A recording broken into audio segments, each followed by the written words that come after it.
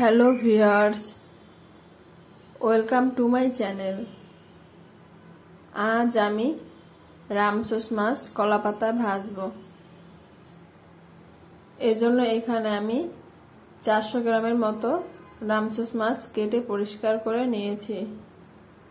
এবার এতে আমি হলুদের গুঁড়া, মরিচের গুঁড়া, লবণ আর সরষের তেল দিয়ে ভালো করে মাছগুলো মাখিয়ে নেব।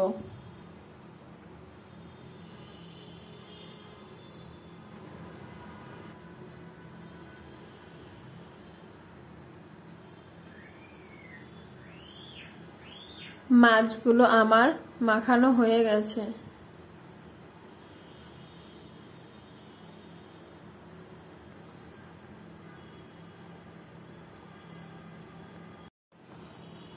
এবারে আমি একটি কলাপাতা নিয়েছি।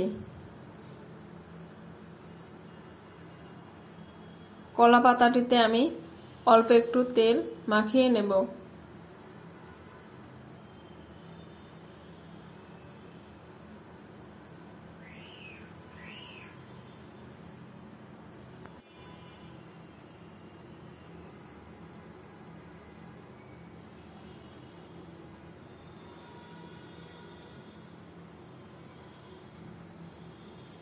এবারে এতে আমি মাছগুলো সাজিয়ে নেব।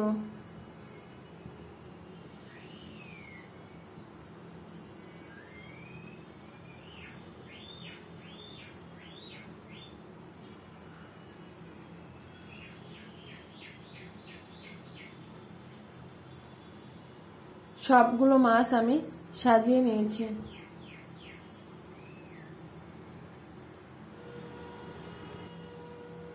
এবারে আমি এরকম একটা তাওয়ার উপর মাছগুলো উঠিয়ে নেব।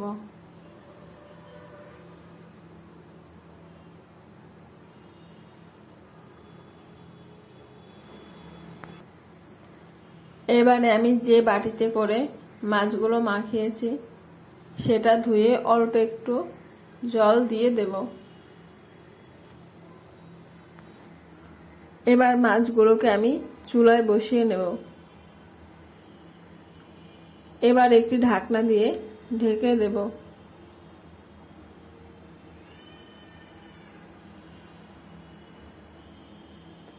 পাঁচ 10 মিনিট পরে আমি ঢাকনাটি তুলে নেব।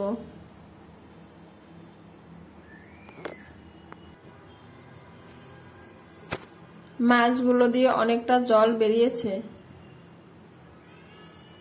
মাছগুলোর জল শুকানো পর্যন্ত এটাকে আমি মিডিয়াম আঁচে চুলায় ভেজে নেব। মাছের এক পাশ আমার ভাজা হয়ে গেছে। এবার মাছগুলোকে আমি উল্টে নেব। এজন্য একটি প্লেটে মাছগুলো আমি তুলে নিয়েছি। মাছগুলোর উপর আমি আরেকটি কলাপাতা দিয়ে দেব। এবার এর উপর আমি আরেকটি প্লেট দিয়ে নেব। এবারে ঠিক এইভাবে উল্টে নিতে হবে।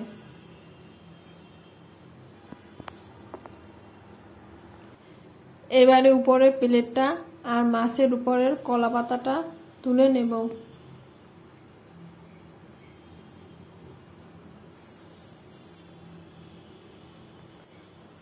এবারে মাছগুলোকে আমি আবার চুলায় বসিয়ে নেব।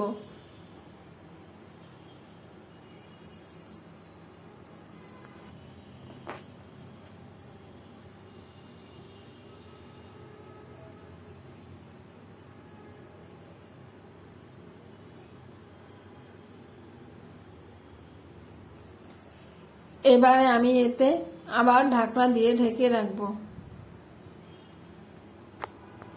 3-4 মিনিট পরে আমি ঢাকনাটি তুলে নেব।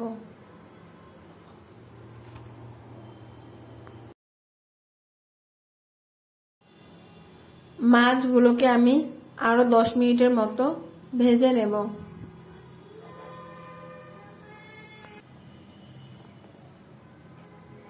মাছগুলো আমার ভাজা হয়ে গেছে। এবার আমি এটাকে নামিয়ে নেব।